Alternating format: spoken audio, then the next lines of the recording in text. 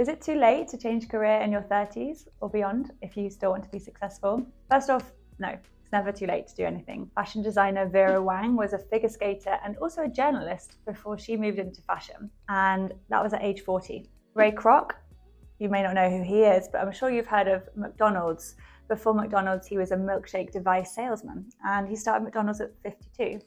And Jeff Bezos was working on Wall Street in his early 30s before he turned his hand to e-commerce and built Amazon, one of the biggest internet companies of all time. So no, with that out the way, it's not too late. So if you're planning on making a career change in your 30s or beyond, try this advice from me. I'm a certified career coach and ex-startup recruiter, and I want you to do this in the best way possible. This is part one of a two-part video. First, we'll confirm whether you should change careers in the first place. It's worth mentioning that by the age of 30 or over, many of you have been working for around 10 years or so, and by now you may well have acquired a certain level of skill or reputation in your current field. When I was 25, I was given my first leadership role and I had a team and I had a department to run. There's no way I would have wanted to start from scratch. So my guess is that you don't feel like doing that either. Maybe from an income perspective or from a confidence perspective, you want to build on top of the skills and experience you've already acquired, not ignore them completely and be left at the bottom of the food chain, micromanaged by Gen Z Glenn and be broke.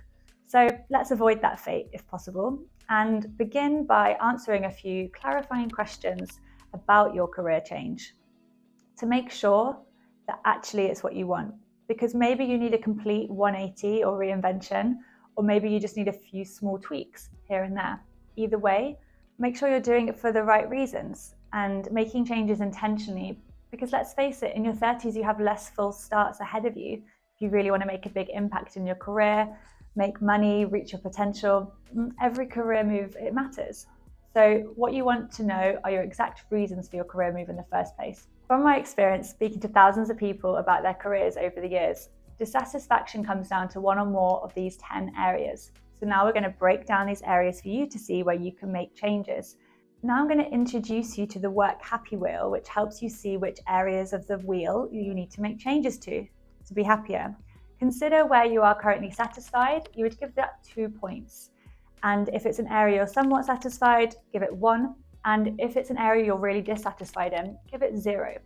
So you'll count your score. The lowest possible score at the end would be 0, and the highest would be 20. So let's see how you feel as I go on. Here's the work happy wheel, and first we're talking about industry.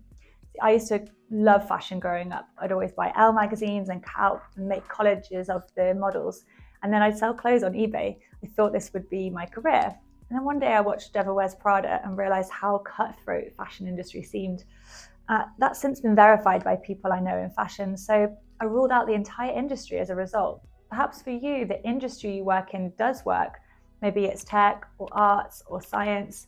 You might feel positively or perhaps even negatively about the entire industry. Give that a score. Second, we have company mission. So the mission that your company has matters. You could be working in the oil and gas industry, but maybe for a company whose mission is to be disruptive and create green energy. So think about the company you work for specifically and whether the mission that they have is energizing. If it's your company, does your mission energize you? Third, we have growth.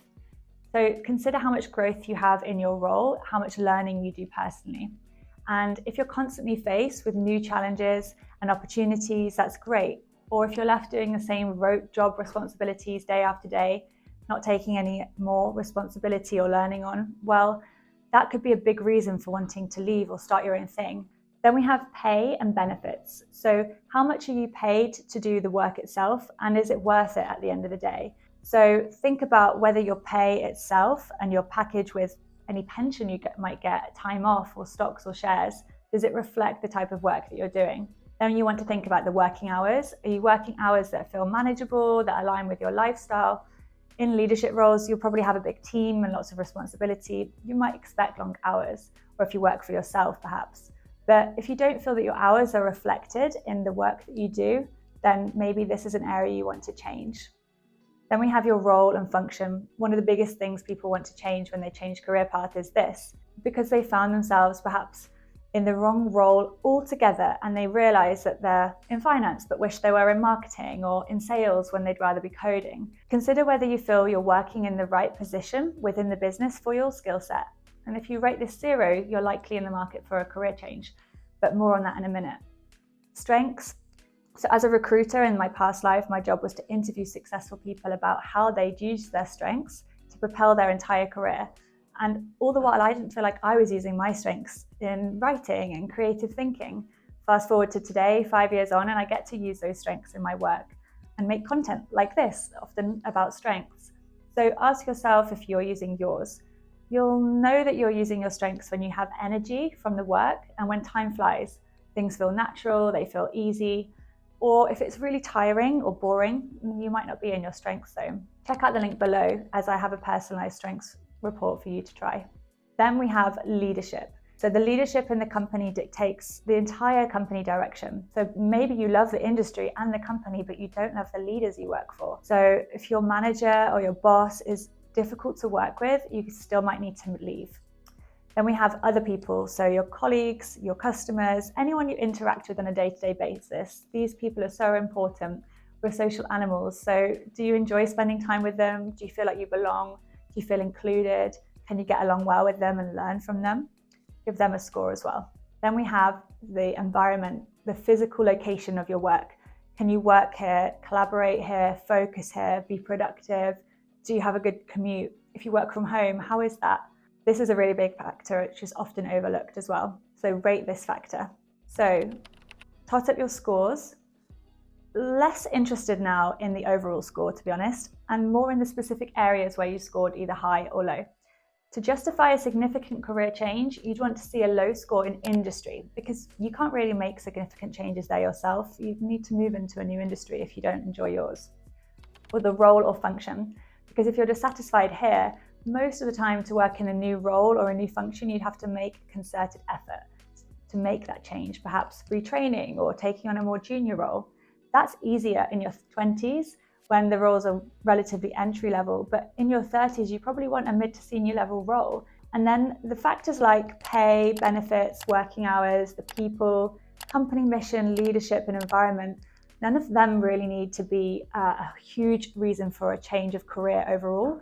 Maybe just a new job where those factors are improved. So have a think about your scores. And if you're on the fence, I now want you to pay close attention to the remaining 2 factors, strength and growth. So your growth can be capped by the role and function, because if you're in the wrong role, you'll never grow in the way that you want to. Similarly with your strengths, you can only use strengths that your role and your function require of you to be using. So if you scored low on strengths, growth, industry, role and function, you are very likely looking at a significant career change. So now that we have that established, you should change careers if that's you. The next step is how. How do you do that? Well, head over to the next video where I have a 3-step system which is really required for a successful career change in your 30s. And before you go, please don't forget to like and subscribe. Thank you.